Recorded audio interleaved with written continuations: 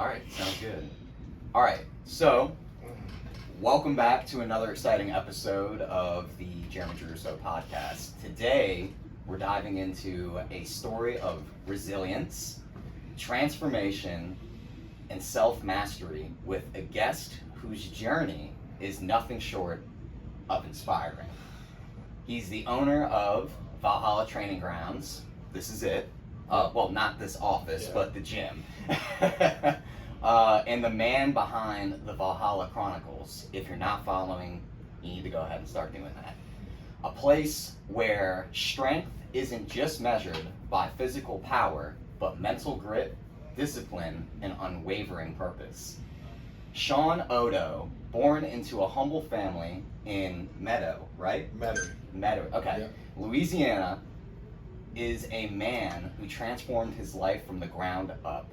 He grew up as he put, nerdy fat kid, Yep. Struggling to find his place, but with a heart full of untapped potential. At the age of 8, Shawn found himself on the football field where he began to unleash the pent-up frustration of not taking ownership in his life. Though his team, lost in the championship game, that moment was a turning point, or should we even say a chapter of character building that set Shawn on a path of transformation. Yep. From there, Shawn's journey led him through the highs of wrestling until his knee condition, which I'm not going to try to say because I heard it earlier. Osgood Slatter. Yeah. It forced Shawn to pivot, but instead of stopping, like all great leaders, he found a new obsession, bodybuilding, at the age of 17. Yep. He attended his first show and was hooked. His love for the culture pushed him to break boundaries and forge his own path.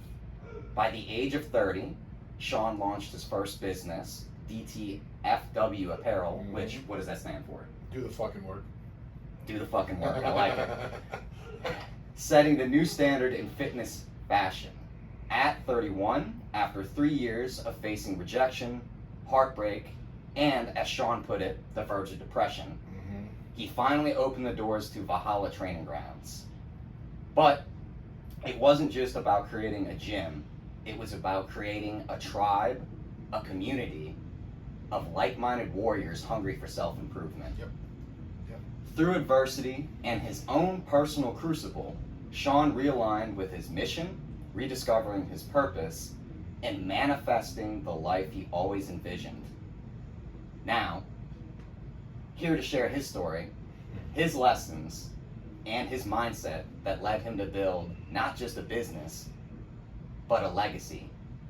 Shawn, how's it going, bro? Good. What's up, my dude? That was a good intro, man. Thank you. That was awesome. The only thing I'm gonna correct. So I started Valhalla in 2017, and I was 36. Okay. 35, 36. Okay. So that's the only correction. Oh, I did decent homework. Yeah, no, you did great. You did awesome. That was good. Thank that was you. a lot of detail in there. Thank you. Yeah. Okay, so my first question is, what inspired you to make this awesome gym? So I actually went out of town. I went on vacation to San Antonio with my ex-wife and my stepson and trained at this awesome gym up there. And I was like, Okay. fuck, man. I was like, there's like no gyms like this. I was at the time, I think I was training at Snap. Okay. And I was like, when I came back, I was like, I want to find a better gym. Absolutely. I want to find something better where I can train. They literally had one place, which was West Bank Athletic Club, which I was living on the West Bank at the time. Okay. And it was good. They moved locations, the environment kind of changed, and there was really nothing else. Like, everything was corporate. Right. And a lot of people were bitching, saying that there needs to be a serious gym. Yeah. Like, we need to have a serious gym somewhere. There's no serious gyms. Right. So that's what kind of started it all, and I was like, fuck, like I'm gonna do this, because going on vacation and training at that place Yeah. showed me exactly how important environment is. Oh, 100%. And when you don't train in a good environment, you don't realize how important it is. So it's like when you finally step into it, it literally like punches you in the face. Oh yeah. And you're like, oh shit, this is different. Like, this is awesome. So I wanted that and couldn't ever really find it at all the places I tried to train at. So I was like, fuck it, I'm just gonna make my own. Yeah, just like the apparel. You got tired of mediocre shit? Yeah. Fuck it. If anybody else can do it, why can't you? And that's the thing. It's like, what one man can do, another can do. So I'm like, there's no reason. I mean, the only reason why I can't open a gym is me. Right. So, fuck it, I'm gonna do it. Which I also thought it was crazy, going back and doing my homework, right? Mm-hmm. Your dad is a business owner. Yeah. Why didn't he want to help you? He was not, and that's what was kind of crazy to me is, I mean, my parents had a shit ton of money. Yeah. My dad was a business owner, started his own business, didn't go to college. Okay. But for whatever reason, and I really don't know because I wasn't super close to my parents, Okay. so I really don't know why they were the way they were. But he just, for me, he didn't believe in that. He believed in you got to go to school and you got to get a degree and you got to get a job and this, that, and the other. And then after doing this for so long and connecting with myself, it was just evident that like school was not for me. No. It was not for me at all. I mean, I went to college and I got a degree and all of that shit, but it was, looking back, it was just wasted time. Oh, absolutely. It was wasted time. It was wasted money. So. Absolutely. I mean, and you talk about this in your podcast. Another plug, but you talk about this in your podcast. Is you need to have your own mission, your own purpose. You need to do your own thing. Yeah. Just because society tells you to do something doesn't mean it's right for you. Well, I think that's the problem going on right now is so many people. That's why so many people are either battling with insecurity or depression or don't know what they want to do in their life or whatever. Right. Is because we're all meant for a higher purpose. Oh yeah. But the message that we're constantly inundated with really subconsciously keeps us from pursuing that. So Absolutely. like people feel lost. They feel lost in life. They feel like they're not doing what they want to do. They don't know where to go. They don't know what to do. And it's just because we're fed this constant message that keeps us from pursuing. Not only that, but I feel like, I'll just say in loosely terms, the opposition. And who's the opposition? For us being athletes, trainers, that's McDonald's. Yeah. That's the pharmaceutical companies. Oh yeah. That's Pharma. Yeah. the government. Yep. Just pushing narratives of The media. it's not us versus the problem. Hey, it's you versus me. Yeah. Which is crazy because as Americans, right, we all want the same shit. Oh, I mean, fundamentally, we all do. Absolutely, without that. Like at the end of the day, what every American wants, the freedom to do what they want, when they want, give a better life for their kids, and have a better life for themselves. They don't want to pay a shit ton of taxes. Fuck no. I mean, life, liberty, and the pursuit of happiness. That's what fundamentally everybody wants. Oh yeah. Is the right to all those. Yeah. Oh, sorry. Side note. we got kind of off track. But yeah, I mean, you with this gym, you hit it nail on the head, right? You totally encompassed the seriousness and the environment.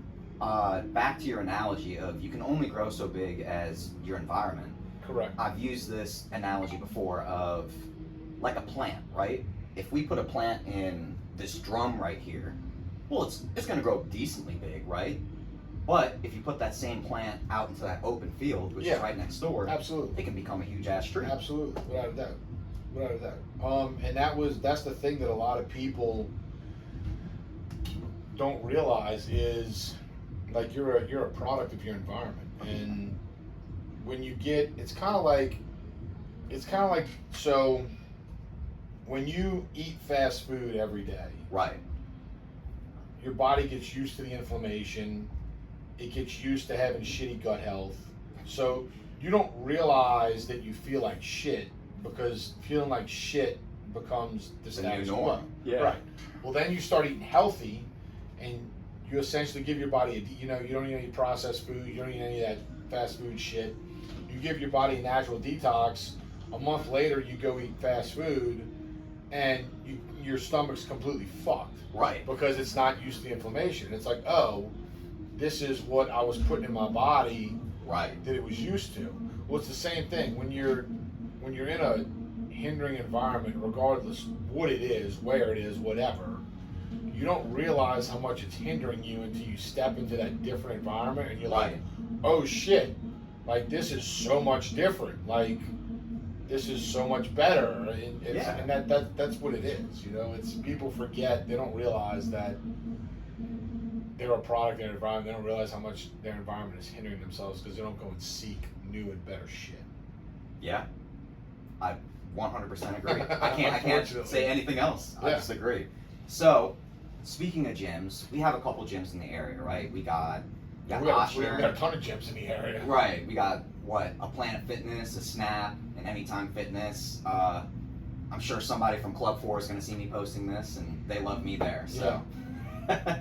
What do you do to keep the energy in this environment the way it is? We have rules.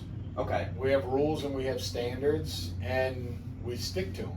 I mean, that's it. There's not a lot of places that are gonna have rules in place to create a solid culture. Right. And what's the word I'm looking for? Like a really, really good moral culture. Yeah. A lot of those places, they have rules in place, but it's not rules in place to do that. Like ethos, values. Correct. And when you treat people, I believe in the golden rule. You treat people how you want to be treated. Of course. So when you treat people good and you take care of people and you make them feel like they're more than just a number, or you make them feel like they hold importance here. Right. They're gonna naturally be more invested and care more about the facility. Right. I mean, it is, that's just how it is.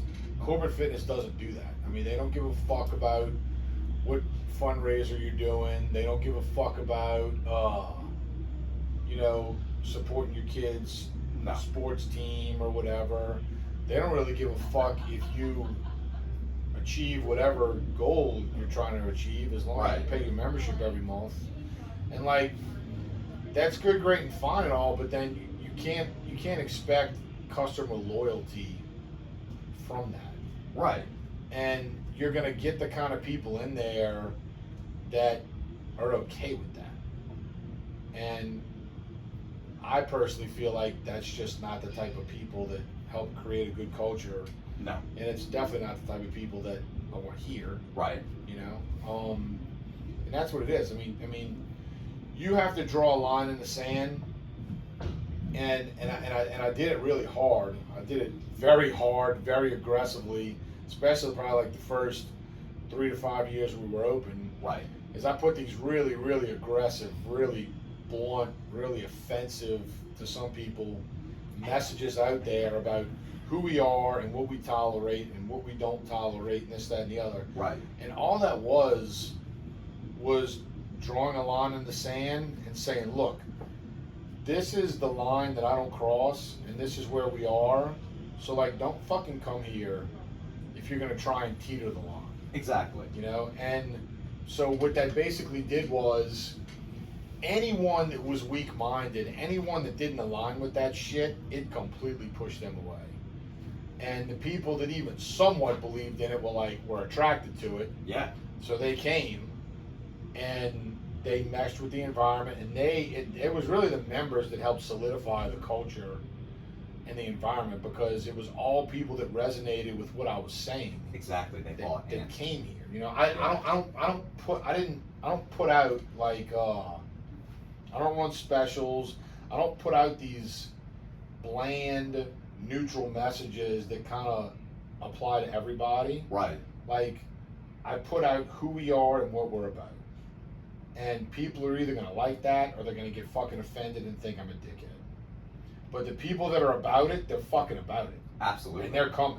Absolutely. They're like, okay, yes, that's how I am, that's where I want to be, and they're coming. So like we don't have people here that steal shit. Right. We don't have people here that like set up tripods the whole time. We don't have people here that take up machines and don't let people work in. We don't Right. have people here that like socialize. We don't have guys here that are just here looking for pussy. Like we don't. Right. It's not the. That's just not the people. The message that I put out there and the people that read. Those type of people don't resonate. No. With what I put out there. So and that's what. No other gym is really doing that. No other because, especially corporate fitness, like they're about money. Yep. They want to make as much money as possible. I said from day one, I don't give a fuck about money.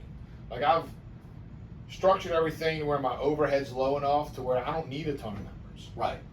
Because I always knew we were going to be a niche gym, so that was the whole thing. I was like, okay, overhead's got to stay low because I'm not going to have thousands of members. It's just it is. Well, not it with that attitude. Right. Well, it is what it is. You Yeah. know. But you know, at the same time, like I didn't really. I liked that it had a more personal feeling. I liked that it had a more welcoming feeling, you know, because it allows people to get closer and make friendships and all that shit. When you just have like tons and tons and tons and tons of fucking people everywhere, Right. it's just harder to bring those people together. Right. So I put it out there very hard and very aggressive about who we are, what we're about, what we do and don't tolerate. Well, no other gym's doing that. Right. So all these other gyms have a very diverse population of members of all kind of different beliefs and mindsets and what they want and why they're there and all this shit. And that's fine, but you're never going to have like a strong, intense culture or environment attracting all these different people. Oh, I 100% Because agree. they don't all believe in the same shit. I agree. When you bring all the people in that all believe the same shit and all rally around the same message, well, now you have this culture that's just firing on fucking cylinders, and it's synergistic, and it grows and it intensifies, and then they tell people, and it's a snowball effect, you know. Oh yeah. So, but no other place is doing that. So this is actually a perfect segue into my next question. Okay. So to somebody that isn't familiar with Valhalla and the mindset that we have here, how would you explain that to somebody? So from day one, I always said we're a gym for people who are serious about training. Right. Now, a lot of people misinterpret what that means. It doesn't. You don't have to be an advanced level weightlifter. You don't have to be a competitor. You don't have to be an athlete. You just have to be serious about being in the gym. Right. And why you're in the gym. Right. That's what it is. I've had a ton of newbies and people that have literally never worked out before that have come and learned how to use the machines and made friends here and like fucking love it. Right. That literally never worked out. I've had people come here that have lost 100 to 200 pounds. That's amazing. You know, because they were serious about losing weight. So they didn't give a fuck about the heat. They didn't give a fuck that it was going to be hard. They didn't give a fuck that people looked better because they wanted to look like those people. So they're like, okay, I'm going to put myself in this environment, in the best environment, to reach the goals I want to reach because I'm serious about reaching those goals. And that's the thing is a lot of people like the idea of achieving certain goals. Right. But then but that's it. That's where it stops.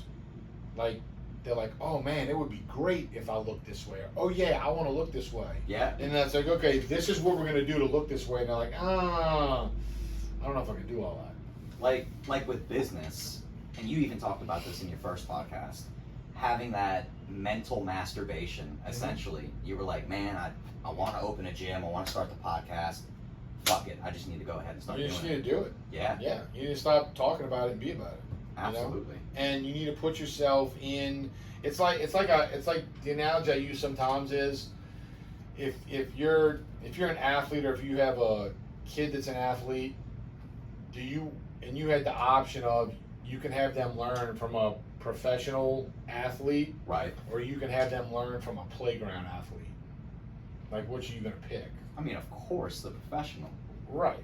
So like price isn't an option. Let's say they were both free. Right. What are you gonna pick? The best of the best. Well, so you have people that say, Right. oh, I want to achieve this, but they're going to the playground to do it. They're not going to the professional athlete to do it. And Right. it's not just about, because most of the people here don't compete. But what I tell people, and a lot of people don't grasp the concept of any area of your life where you can work to develop discipline, Right. like it transfers to all areas. 100%. So like getting whatever area of your life where you can condition yourself to do the uncomfortable shit or to be okay being uncomfortable, that transfers into other areas of your life. Yeah. So I tell people, like, you don't understand, if you like when you come here and you know, in the summer when you train in the heat, you know, for an hour, hour and a half, when you do that on a consistent basis and you make the voluntary choice to do it on a consistent basis and you put yourself in these situations to be uncomfortable and to get okay doing the uncomfortable shit, it transfers outside of here, and then other uncomfortable shit gets easier. Yep. And you're not as resistant to doing the uncomfortable shit or the shit you don't want to do. It's easier for you to do it. And Absolutely. that transfers even further. And then you get to the point where literally there's nothing that you can't accomplish, there's nothing you can't do, because now you have the discipline in place to be okay doing the hard shit, to be okay being uncomfortable. Right. Well, now the fucking ceiling is destroyed, and you can literally grow as much as you want. I mean, for everybody, it's always just been a glass ceiling, and I 100% agree with you on the discipline. I mean, you have to have that discipline. You have to do anything. You stack the wins each and every day, and it might not be a big win. No, it doesn't matter. 1% better every day, but 0.5% better. It compounds. And like you said, and it's so crazy that you said that, because I was literally telling the guy I was training yesterday the same exact shit. It's okay. It's not just a bar. It's not just weights on the end of this bar. It's all your doubts, all your insecurities, all your fears. Each and every rep you push, you pull, it doesn't matter. It diminishes. Mm-hmm. And you are not only callousing your body, but callousing your mind. And like you said, when you get to that point where, fuck, I'm pushing X amount of weight in the gym. What's talking to a girl? What's asking for a raise? What's, fuck it, putting my balls on the line and starting that business? Yep. Like, it's nothing. It's discipline, and it's being comfortable, being uncomfortable. Right. Well, you can apply that to anything in life. Absolutely. And people think, oh, well, no, like, so you're okay coming in and training in the heat and working out. That just makes it easier to work out. No. Makes it easier to consciously say, I'm going to do this hard shit, even though I don't want to do it. Right. Like, it makes it so much easier to do that. I forgot exactly how the saying goes, but it's something along the lines of, we do hard shit now to get easier things in life, and if you do the easy things now, it makes life harder. Yep. Like, they had people, like when Francine just came through. Right. And all of these people were like so freaked out about losing electricity and this and that and da-da-da-da. And they even had this guy that made a comment on Facebook, and I replied back. He was like, somebody said, it's not a big deal losing electricity. He's like, tell me that after the third day with no electricity. I'm like, dude, let me tell you something. I'm like, if 3 days without electricity in mid 80-degree weather, if that's what breaks us as a society, I'm like, we got to do better. Oh, 100%. And that's the thing. So I trained here all summer. Dude, Francine came through. I didn't have electricity. It was 83, 84 outside. Yeah. It felt like fucking fall. Like, I was in my house taking naps. Like, I was comfortable as shit, you know? Like, I always keep water in my house. So, like, I had water. I didn't have to go out and, like, scramble and buy fucking emergency water, because I drink water as it is. I already had my meals prepped for the week. Right. When the electricity went out, I threw them in the freezer. Right. Like, it was fine. It's not a big fucking deal. But, like, It's not. and that's the thing. When you get conditioned and comfortable doing all this uncomfortable shit, I call it conditioned for chaos. When you're conditioned for chaos and chaos arrives, it's just another day.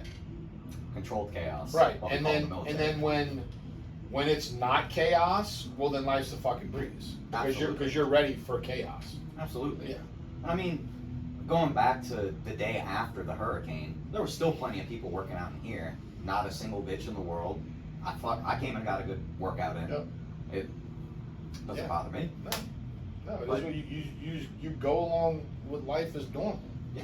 Like it's just another day.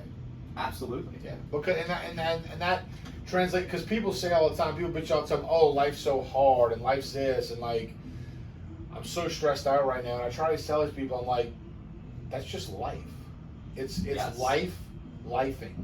Yes. That's what life is. Life's comes in seasons, it's peaks and valleys, it's ups and downs, it's a roller coaster. Like life being hard at a particular moment is normal. Right. That's what life does. Right. So you need to be able to control yourself emotionally and deal with the stress of life. And when you can come in here or you can do other shit that you don't necessarily want to do, but you make yourself do and you develop the discipline to subconsciously do it automatically. Right. When stressful shit comes along, dude, it's so fucking manageable because you have the discipline in place to do what you have to do to deal with it. Right. And then I think it was Tony Robbins that said, talking about stress, is if you want to change your mental state, change your physical state. Yeah. There is nothing better than coming into a gym, sweating your ass off, getting a great workout. You feel like you conquered the world. Absolutely. Especially after leg day. Yep. I mean, a lot of people do it first thing in the morning, like this book, it's called Make Your Bed. It was written by a Navy SEAL. Okay. And he talked about as soon as you wake up in the morning, you make your bed because you're literally starting your day off doing something productive and doing it right. He's like, you don't like half-ass make your bed. Like you make your bed, like the right way it's supposed to be done. Right. He's like, and people diminish the effect that has on you starting your day off on the right foot, doing the right shit, doing something positive, doing some like people diminish how powerful the small shit is. Yeah. But they want to bitch about life is so hard and this is so hard and this is so stressful and I don't have control of my finances and I don't have control of my relationship. Well, because you don't have the discipline in place Right. to control any of that shit. Right. So people love to bitch about when it's hard, but they don't want to do the small, really mundane shit every day to make it easy. Right. And then going back to the hard things, they'll bitch about the hard things and then turn straight to a vice for stress, right? Oh, sure. And it'll be either drugs, alcohol, Sex, or porn. pornography. Yep. Like Yep. being in the men's space, right? Like Yep. you probably hear those big three all the Yeah, time. absolutely. Absolutely. You desensitize yourself. Yes. You try to desensitize yourself to what's going on by, going to some other vice. Absolutely. Food, whatever it is. I mean, there's a bunch. Gambling. Mhm. That could be a whole podcast topic Yep. within itself. Yep, absolutely. Got a little off topic again. But all good. Well, but that's the thing. It's easy to do because I said it since day one. First, I said Valhalla was more than a gym. Yeah. It was always going to be more than a gym. If it was just a gym, it would fail.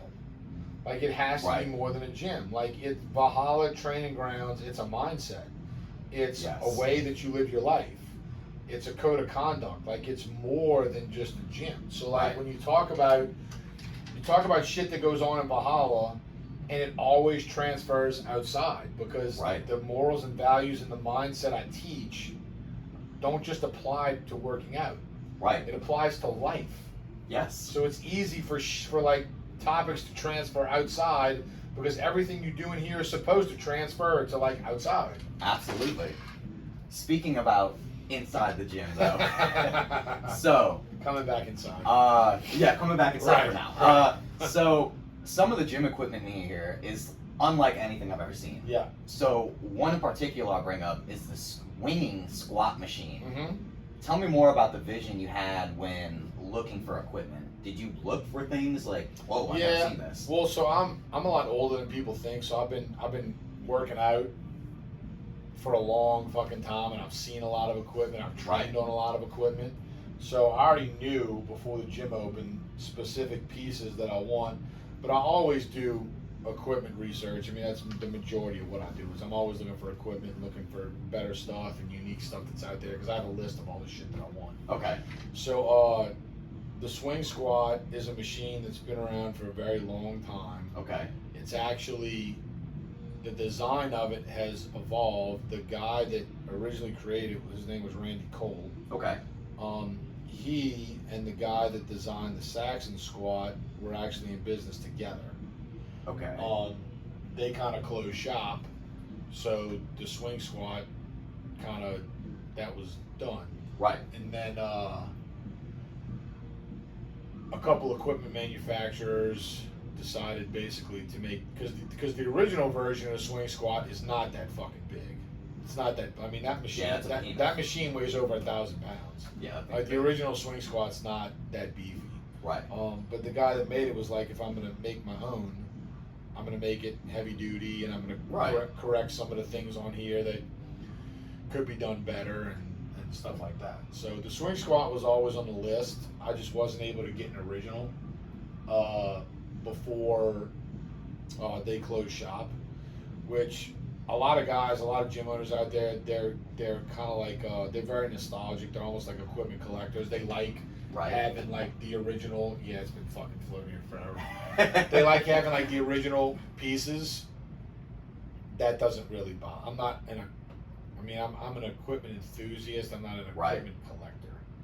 So if it's a newer version of a machine, that's fine. That's fine with me. That doesn't bother me. Some guys are like, no, I want the OG version. I want the original shit, which is cool. I mean, that's awesome, because some of those nostalgic pieces are fucking awesome, and it is awesome to be able to say you have the OG version of something. Of course. But at the same time, if it's not available anymore, and this other machine that's the exact same thing is available and it's better, I'm fucking kidding. Right. I don't care. Makes money, makes sense. Yeah.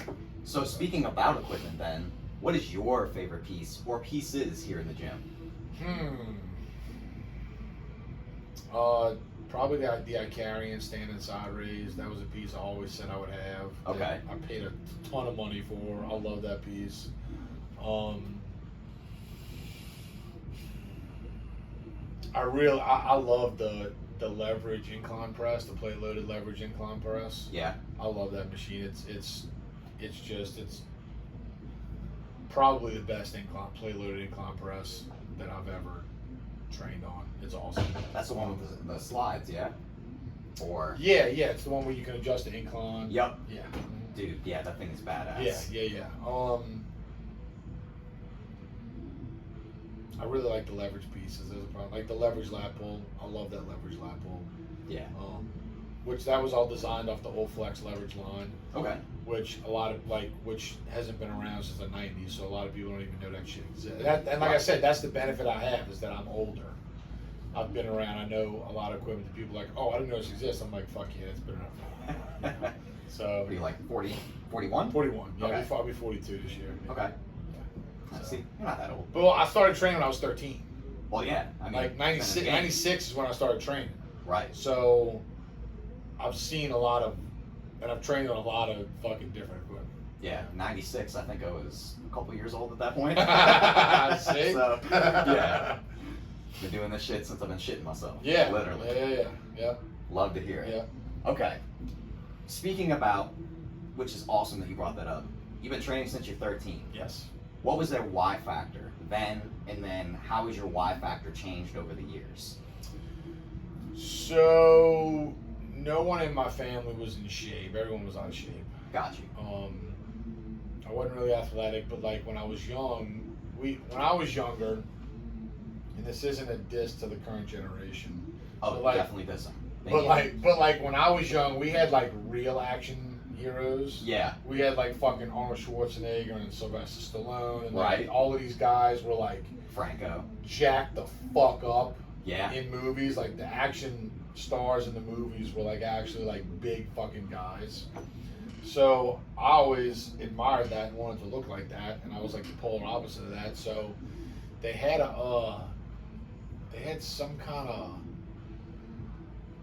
like summer weightlifting program at the place where my sister was doing gymnastics, so I entered in that, and it was very basic. I mean, like, you only used machines, and like it was a circuit. And then right.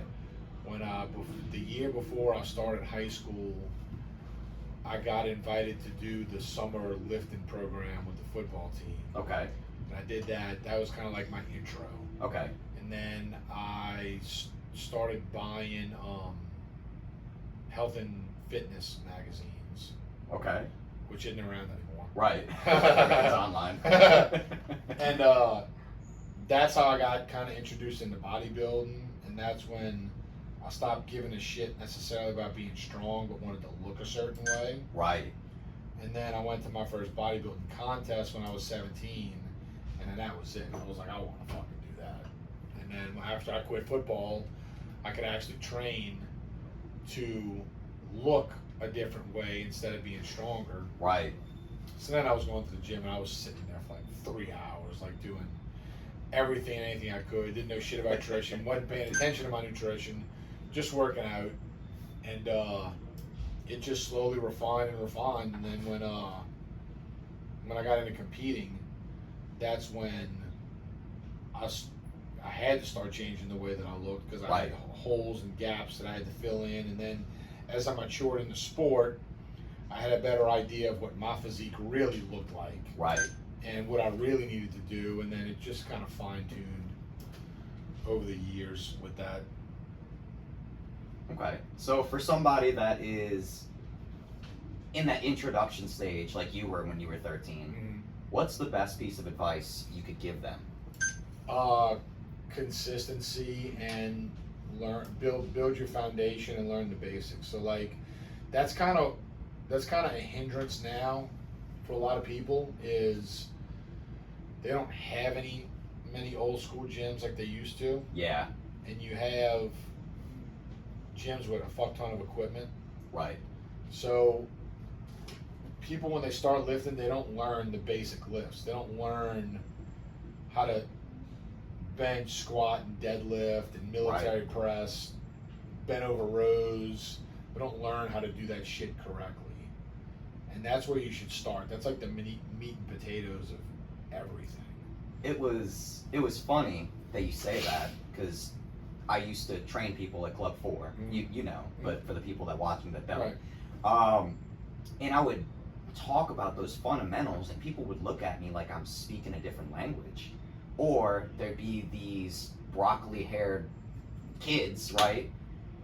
They would go to a machine after somebody your size was just on it, triple the weight, and pull it down. It's like, bro, you're not doing that right. There's no way you can tell me you're doing that right. No. If somebody of your size and stature is doing 3 times less and is sitting there going through the full progression, the full range of motion of that exercise, and you're just swinging it. Oh yeah, well, and they don't have those stabilizer muscles built up, because they're not doing like the free weight compound lifts, and that's what it depends on what your goal is. If your goal is to be more muscular, you know, to look better, you have to. The difference in if you look at the bodybuilders over the course of time, if you look at the ones that had powerlifting backgrounds and the ones that didn't, completely different physiques in terms of muscle density. Oh, absolutely. Like the ones that had powerlifting backgrounds had just this density and this fullness and this depth to the muscle that the guys that didn't have the powerlifting backgrounds just didn't have. Oh yeah. And it was because they built their foundation doing like your basic compound lifts. And so if that's what your goal is, that's where it's got to start, man. If you can't like do a bench press, a squat, a deadlift, a bent over row, a barbell curl, a overhead military press, you can't do any of these things like strict correctly and then progressively build weight as you're doing them strict and correctly. I mean, you're totally hindering like where your physique is going to end up. Absolutely. But not only that, but you're definitely due for a serious injury. Oh yeah. Well, because you don't have to stabilize the muscle strength. Right. So yeah, you're totally more susceptible to injury. Without a doubt. Without a doubt. So speaking about splits, what's your go-to split? So I used to do push-pull legs, and then when me and my training partner started training together, because we do HIIT workouts and we do progressive overload. Okay. So we just weren't recovering. I mean, the workouts were brutal. The intensity was through the roof. So a 3-day split, we weren't recovering. So we actually added a 4th day, which we just made like an arm day. Something kind of easy that really wasn't going to tax like the central nervous system too much. Right. And that was actually perfect, because with the 3-day split, we trained 5 days. So two workouts were getting done twice a week. Right. And it was too much. Now with a 4-day split, training 5 days, only one workout gets done twice a week. Okay. And it rotates, and that's perfect. That's like literally perfect, the perfect split for us to be able to recover based on the intensity that we're training with. Have you ever thought about doing different splits, like full body? I have done every fucking split Okay. known to man. I've done 4 days a week, 5 days a week, 6 days a week, 7 days a week. I've done 2 on, 1 off. I've done 3 on, 1 off. I've done AM, PM splits. I've done high volume, low volume. I've done German volume training. I have fucking done it all. And this is an argument that I get in with a lot of people. Yeah, I can imagine. Is because people think, oh, this is what works best for me. Right. And I'm like, okay, well, have you tried this? And they're like, well, no, because this works best. I'm like, well, if you haven't tried everything, how do you know what works the best? You've only done one thing. Right. So I do HIIT training. I train with lower volume, super high intensity. The reason I do that is because I've done everything else. Yeah. I've done the highest of fucking volume. I've done the lowest of volume. I've done everything in between. And this produces the best results for me. Right. Based on anything I've done. Right. You got these people that are like, oh no, I love training high volume. That's what works for me. I'm like, well, you ever train with low volume? No. Well, how do you know it doesn't work? Yeah. Have you ever done progressive overload? No. Well, how do you know that that doesn't work? Like, how do you know what works best for you? Just so quick to turn it down. Yeah. Like, oh, well, because this is what works. Well, yeah, it's working, but what if there's something that works better? Right. And I don't know. Because that's the difference. Back when I came up, we wanted to try everything. Absolutely. We wanted to try everything and anything we fucking could. And I did. I usually did if I was training in programs, I usually stayed on a program for about 8 to 12 weeks. And then I would switch, and I always recorded everything so I could sit here and look and say, okay, this is how fast my strength went up doing this program. This is how fast my strength went up in this program. This is how I looked on this program. This is how I looked. So I could literally sit there and compare everything. Right. You know, to where I know now that I'm doing the most productive thing for my body. You have people that don't think they think they know. Yeah. But they have no fucking clue what actually is the best for their particular body. Right. Like, I mean, you see it in every gym. Like, they'll just go into a gym, start lifting weights here, lifting weights there, and leave. Right. Like, if you took the same amount of accountability that you do to watch your favorite Netflix show, and you applied it to here, can you imagine the fucking results you could yeah, absolutely. Like, absolutely. You could tell me everything that happened in The Walking Dead last week, but you can't tell me how many sets, reps, and weight you just pushed for a bench press. And so that goes back to discipline. Like, I don't want to carry a workout log when I work out. I don't want to log everything, but I know that I want to win when I go on stage, and I know that I have holes that I want to fill in, and I have weak body parts that I want to build up. So in order to do that, I have to do this other shit that I really don't want to do. Right. But I'm willing to do it because I want this end result. Right. So again, transferring outside of here, like, you get used to doing the shit that you may not want to do now because you want the shit to happen later. Right. In your life or in your job or in your relationship. Right. You know, you want to hit that end goal. So, okay, I'm going to do some uncomfortable shit now that I don't want to do because this is where I want to be when it's done. I mean, all transfers, man. I totally agree. So back to routines then. What is your favorite muscle group you enjoy working out? Probably shoulders. I mean, really, dude, I was more into muscle groups when I was younger. I used to love training certain shit when I was younger. Now, with competing, and I don't have a body part that's perfect. It doesn't need to be better in some kind of way. Right. So every workout I go into, I enjoy training. I'm amped up about it because there's something I have to do with that particular muscle. So leg days are really fucking hard. But I want to have giant legs, so you deal with it. You fucking go on and you do it, you know? Right.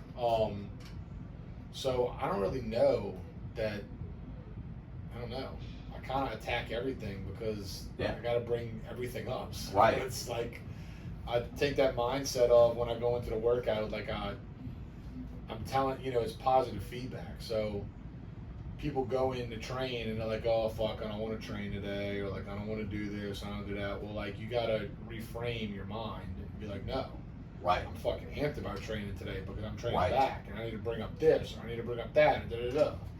So yeah, I kind of get in that mental space, regardless what workout it is. Right. Or you think about it in the sense of gratitude. I get To that work out. workout. Correct. There are people that can't. Correct. I mean, I actually just read that in one of the books I was reading right now. really. Mm-hmm. Not a podcast question, but what's some of the best self-development books you've ever read? Law of Attraction probably had the biggest impact on me. Oh yeah, that's good. Any books that I read about manifestation, I really liked. God, dude, I have a library at my house, so like this. I read so many things. But the Law of Attraction always sticks out because that's really, you can apply that to everything, and if you really fully embrace the Law of Attraction, how it works in the universe, I mean that'll change your whole life. Have you read The Alchemist? I have. Great book. I have, yeah. Like literally, I turned the third bedroom of my house into a library, so I have bookshelves lining 3 of the walls, chairs, and like they're 2 of them, 2 of them are completely full. That's awesome. The other 3 that I have, I'm going from like, I got them next to each other, but I'm going from top to bottom. Okay. And it's about halfway down and Shit. about halfway over. So yeah, I'm always got my hands on some shit. Have you read David Goggins' book, Can't Hurt Me? Mm-hmm. I read both his books. Yeah, I forgot the name of the second one. That one just came out this year. Yeah. I read that one too, yeah. Dude. Can't Hurt Me will literally, well, I guess it depends on the person. For me, Right. it made me feel like the biggest pussy Likewise. when I complained about anything. I'm like, here I am bitching about like this stupid little thing, and this dude's running for like 24 hours straight, like with toenails falling off and Literally shitting on himself. Yeah. And, yeah, and like I'm a pussy. Yeah, that's literally how I felt. Yeah. I was, when I first started reading it, I was in Syria. Mm-hmm. Typically the day was like, around noon, 130 degrees, Mm-hmm. you're wearing all your shit. So when women go, you don't know what it's like to take off a bra at the end of the day, I go, I take off a flick. Yeah, Right. I know exactly how it feels like. Exactly. But I'm sitting there reading the book and I'm like, dude, holy fuck. Like, exactly like you said, I'm like, I feel like I could be doing so much more. Oh, so much. Well, it really shows you what the human body's capable of, and like really, the limitation with us is mental. Oh, yeah. Not physical. Your body can do so much more than you think. It's your mind that stops you. I heard somewhere, and I don't remember who it is. I guess later on I can try to go back and find out who said it, but it goes along the lines of like your mind will stop you far before your physical body. Oh yeah, without a doubt, without question. I mean, that's the whole thing with the Navy SEALs training and everything, and the instructors said it. They're like, the stuff that we do here physically, everyone's body can endure. Right. We just try to mentally break them because we want the people that are mentally unbreakable. Yeah, you definitely in that environment, that atmosphere, you definitely need to have that. Yeah. Like, beyond reasonable. But think about what you could do in your life if you had the mental strength to be unbreakable. No, I totally you agree. could do anything you want. I totally You agree. could literally, you could have any relationship you wanted, you could have any business you wanted, you could have any amount of money that you wanted. Like you could Right. literally do whatever you wanted to do. You can literally think it and create it, Mhm. which Yeah. is Absolutely. awesome to think about, but it's sad that so many people just limit themselves. Oh yeah, they just and that's the thing. That's why I preach all the stuff I do, because I'm like, y'all don't get it. Y'all have everything inside you that you need to fucking do it. Like you don't get it. It's all there. And then on top of that, like you said, like you came from an era where you had to wait on a magazine, or I mean, fuck, you had to make it happen. Nowadays, we can go on this laptop. Oh yeah. And pull up anything. Information overload. Yeah. Like, or it's 2024. Nothing's new. Nothing's original. Like, if you want to learn something, it's right there. Oh yeah. It just goes back to again, discipline. Well, but that's the thing. All that, everything being at our fingertips like that has inherently created laziness. Which is crazy. So people think that life's easy, but then I flip it and say, well, is it though? Because you literally don't have it in you to go drive to a restaurant to get your food. Like, you Uber Eats it to your house. Which is insane. Because you're too lazy to go get it. Yeah. Like, you're too lazy to go grocery shopping. So you get Walmart delivery, or you get them to deliver your groceries. Right. Like, you're too lazy to sit in your car and wait for the AC to cool it off. So, like, you're doing auto start before you get in it while you're walking to your car to turn the AC on. Like, so people are like, oh, life is so much easier. But I'm like, is it though? Man, you know who Bedros Keuilian is? Mm-hmm. Yeah. He said this once, and I haven't been able to unhear it. It basically lives rent free in my head. He's like, I feel like where society went wrong is when we stopped pushing the grocery carts back to the. Yeah, I do that every time. I don't give a fuck if it's raining. Yep. I don't give a fuck what it is, but I always walk the grocery cart back to the stall. And I went to Sam Jessica because I had to get paper towels from here, and like the box of paper towels is like probably this big. It's like, I didn't get a cart, I just carried it out, and the woman's like, you don't want to get a cart? And I'm like, don't need it. No. I'm like, but that's just one example of little things I do. Right. That I may not want to do, but I do it anyway. Right. Just to stay used to, like, it's okay if I got to do this, I don't want to do it, like, I can do it. Plus, I seen you squat last week. If you're struggling with paper towels. Yeah.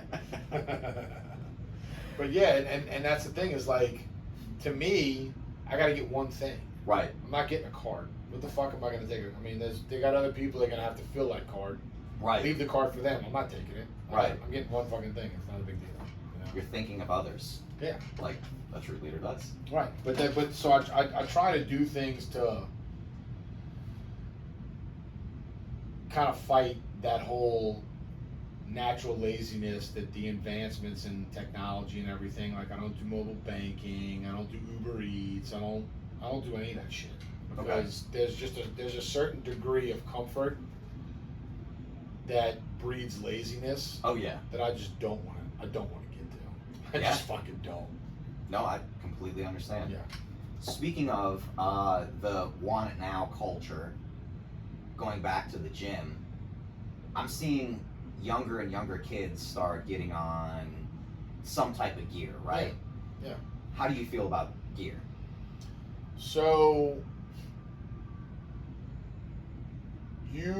technically, there's no reason to get on any type of PED. Right. Until your hormone levels have gotten out of range of where they're supposed to be. Yeah. Because if everything's optimized, I mean, you're good. Right. And then you're also going to blunt and diminish. So, like, if you get on PEDs before you're supposed to, that initial amount of progress that you make, right, you could have made on your own. Yeah. In time. So, like, you're lowering that ceiling where you can end up. And what a lot of people don't realize is steroids don't put muscle on you. No. Steroids create the perfect environment to put on muscle. Right. If you're not training, eating, sleeping and recovering the way that you're supposed to, right, in that environment, it's not gonna happen. You literally so if you think that, like, you don't have any of these habits in place, your training's not optimal, your nutrition's not optimal, your sleep's not optimal naturally, right, and you think you're going to get on steroids, and steroids are going to do something to fix that, it's not. You're going to gain a fuck ton of water, right. you're gonna fuck your blood work up, and you're going to get off, and you're going to go back to where you were, but with fucked up blood work. So, I mean, it's the walking embodiment of high blood pressure. Yeah, I mean, you have to educate yourself. I mean, these are all hormones. They manipulate your hormones. They affect your blood work. So you need to know. You need to be proactive and know what you have to take ahead of time, during, and post. Right. To know how to keep your blood work good. Like, there's so much shit that goes into it. More than oh, I want to get on PDs, I want to get bigger. Right. Like, that's not it. You know? I mean, that's not it. If that was the case, Right. everyone would be fucking big. Everyone would be bodybuilders. Everyone would look like pro bodybuilders. Like, that's not how it works. I agree. There's so much fucking more to it. And if you don't have nutrition, training, and sleep optimized, Yeah. there is no point. Like, you're gonna blow your fucking money on PEDs. Like, you're literally wasting. Hey, but you feel good doing it, right? You feel good maybe during, then after you're gonna feel like dog shit. I agree. Yeah. Which is almost, or not almost, it's definitely awesome that you hit those three things: nutrition, training, and sleep. Because my trick question for you is, which one's more important? They're all important. Exactly. They're all important. Every one. I can tell you. I mean, ask any body that's been competing for a long ass time that's in a contest prep. Yeah. Which one's more important? I mean, Every you can't get as close to 0% body fat without all three of those optimized. Oh yeah. Like, it's not gonna happen. Oh yeah. It's just not. So they all play a fucking role. So pertaining to your diet, what do you eat to keep your size, to gain more strength, to, you know, be the man that you are? So I have shit genetics, and I know that because I've actually had genetic tests done, and my body is the complete polar opposite of what a bodybuilder's genetics should fucking be. Right. The only reason I've gotten my physique to where it is because I have studied and gotten genetic tests done and just completely tried all kind of different training to where I could find what worked best, tried all kind of different nutrition to where I could Right. find what worked best, try different sleep schedules. So like everything for me is optimized for my body. So I transitioned fully into the animal-based diet probably last year. Okay. And it's the best my blood work's ever been. It's the best. It's the leanest I've ever been on stage. It's the most muscle I've been able to put on. And I've done tons of it. I've done high fat diets. I've done low fat diets. I've done high carb, low carb. I mean, high protein. I've done it all. Right. And this works the absolute best for my body. Also, not to mention the fact that the majority of the food out there is filled with fucking poison now. Yeah, I 100% agree. That I think any type of natural-based diet, whether it be animal-based or carnivore or whatever, is the best thing that anybody can do. Yeah. Because we need to stop putting fucking poison in our body, like, straight up. Yeah, I can agree with you. A little over a year ago, I went to the hospital. Some really weird shit was going on with my body, and my doctor was asking me, well, you know, what do you eat? You know, you relatively in shape. And I was telling him, you know, the typical gym diet, you know, chicken, some sort of steak, some sort of pork, some sort of fish, some sort of veggie, some sort of carb. Like, it is what it is. Right. And he was like, well, your gut's fucked up. Try being vegan for a little bit. Try being vegetarian for a little bit. Yeah. And it's crazy. Ever since that happened, it's been a night and day difference. But just, you know, something that works for me doesn't mean it's going to work for you. Correct. Correct. And I would actually be one to say that probably cutting out the processed shit was probably the best thing. Oh yeah. And I didn't fuck off and like eat at Cane's or McDonald's or Burger King all the time. Did I have occasional cheat days? Sure, but it's just like you said. It's crazy how just tweaking one little thing here, one little thing there, just can drastically change your not only physical state but your mental state and emotional state. Well, it compounds. So like 5 little tiny things over the course of time equates to like one big thing. Right. You know. So yeah, I'm a big believer in like as many tiny changes you can make, the better. Oh yeah. Yeah. Whatever that. So at this point in your life, do you track macros or? Mm-hmm. Okay. Mm-hmm. Yeah. So I know. I really kind of track my protein, carbs, and fat, and then kind of let the calories fall where they will. I know about because I've struggled with pre-diabetes my whole life. Well, I struggled with diabetes my whole life. Really? I've been pre-diabetic for a long time because it runs in my family. It's just hereditary. Right? Got you. So My pre-diabetes came back. The last time I got blood work, my A1C was high. Okay. So I made some dietary changes, added some vitamins and stuff in, and I'm actually getting blood work done again in 2 weeks. Okay. So I'll see. But if the pre-diabetes isn't better, I used to be on metformin. I'm gonna get back on it. Okay. Because it does control it, and I am averse to prescriptions. Yeah. But there are specific people that are predisposed to certain things. Oh yeah. Where no matter what you try, it doesn't get better. Right. So now what I tell people is, if I need to get back on a prescription, I've done everything I could. Right. I've altered my diet. I've altered my training. I've altered my cardio. I've altered Right. my vitamins. Like, I've exhausted all these other options to correct this issue. Right. If it can't get corrected, then I'm gonna go to a prescription. I'm not gonna go to insulin. Right. I'm gonna go to oral, metformin, which is Yeah. better. So these people think they have these conditions that they can't fix. Right. And it's like, well, wait, have you done this, and this? And they're like, oh, well, no. Well, okay, well, you don't know it's not fixable then. Right. Like, we only go to prescriptions when we exhaust everything else. Exactly. If you haven't exhausted everything else, like, you're not ready for a prescription yet. Kind of full circle moment, like, well, have you tried a different split, bro? Well, Yeah. no. Right. Have you tried progressive overload? Well, no. How do you know it's Exactly. How do you know it's not correctable if you haven't done all the other shit to try and correct it? Right. Yeah, absolutely. All right. My Same thing. last question is speaking of nutrition, what do you take for vitamins and supplements? Oh God, dude. Oh,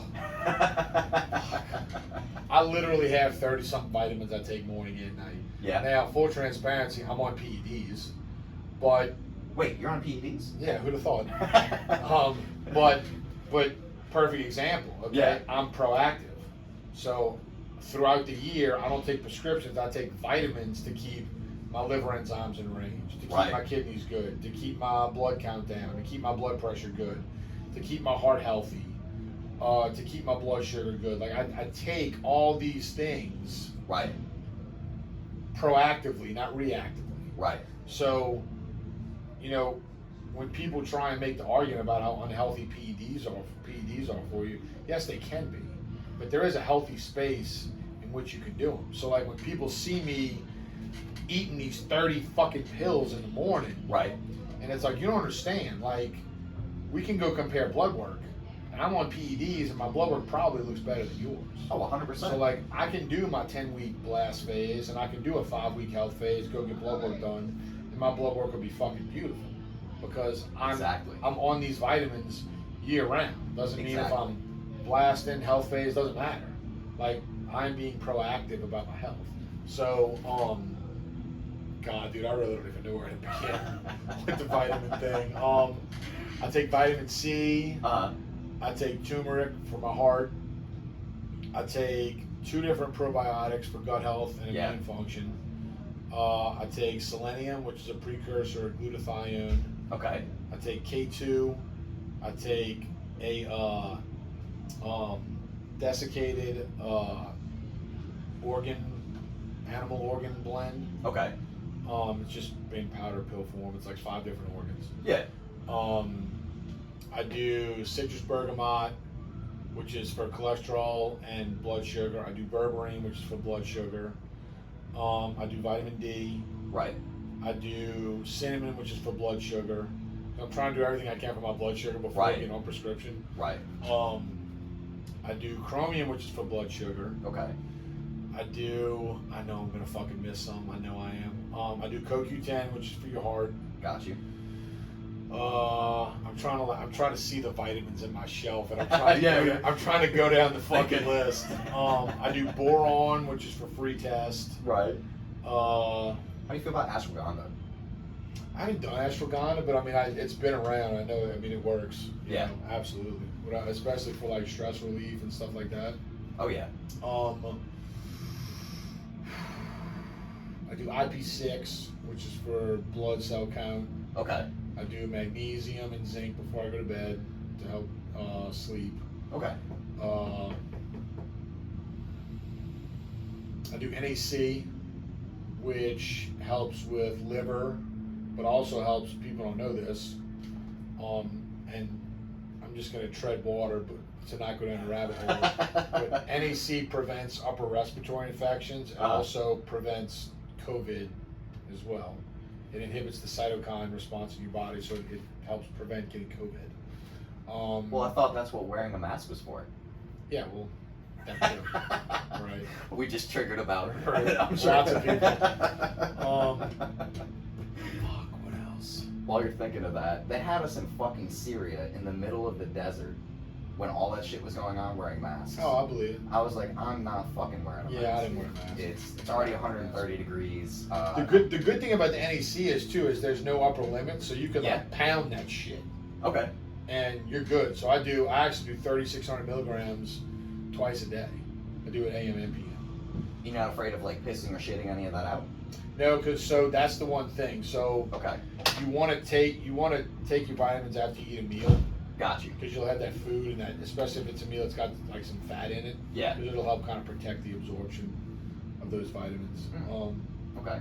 I mean, you're gonna have some deactivated by your liver. It is what it is. Yeah.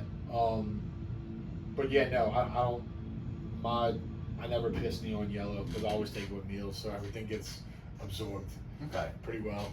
What would you say to the people that just heard you explain all this and go, well, can't I just get all that through my food? So, yeah, you could. Look, there's more literature coming out that organ meat is like superfoods. Yeah. Like you could, like if you wanted to start eating, that's why I do the diet. Some organ meat I can do. I can't do all. I still can't really do liver. Yeah.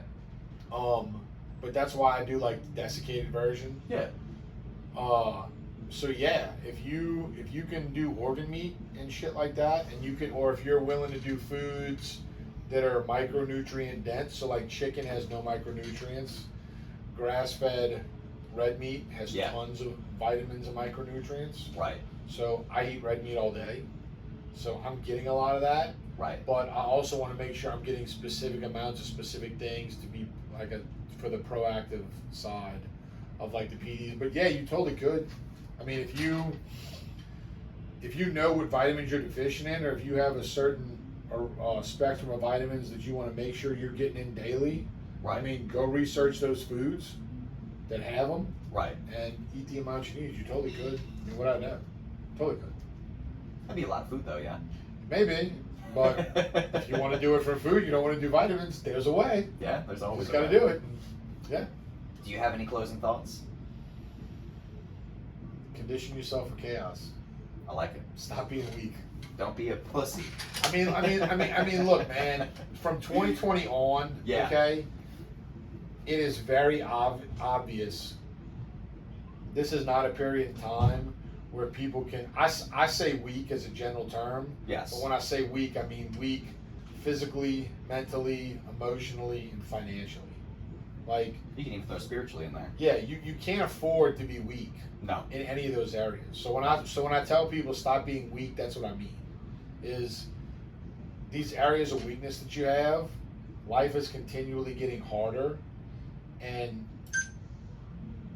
the longer you carry the weakness in these areas, the harder life's gonna get. So if you want life to get easier, you gotta eliminate the weakness. And it's not about this tough macho blah blah. That's not what it is.